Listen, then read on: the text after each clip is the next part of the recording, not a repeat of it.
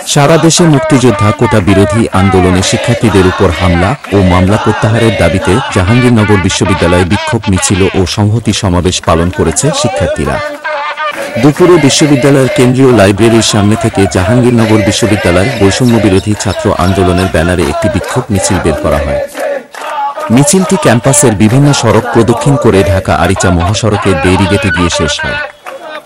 পরে সেখানে সংহতি সমাবেশ পালন করেন তারা। এ সময় সংহতি সমাবেশে শিক্ষার্থীদের দাবিকে সমর্থন জানিয়ে যোগ দেন বিশ্ববিদ্যালয়ের প্রত্যয় স্কিম বাতিলের দাবিতে আন্দোলনরত শিক্ষকরা। মুক্তিযোদ্ধা কোটা বাতিল না করা পর্যন্ত আন্দোলন চলবে বলে জানিয়েছেন শিক্ষার্থীরা। বিস্তারিত দেখুন সাভার প্রতিনিধি বাবুল আহমেদের প্রতিবেদনে।